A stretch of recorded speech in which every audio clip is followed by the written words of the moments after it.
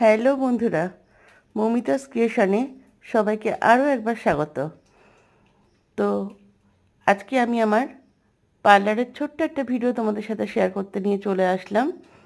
তো আমি করছিলাম হেয়ার স্পা, তো ভাবলাম চলো একটু ভিডিও করি, সেই জন্য তোমাদের উদ্দেশ্যেই ভিডিওটা করা। তোমরা কমেন্টস করে অতি অবশ্যই আমাকে জানিও কেমন হয়েছে।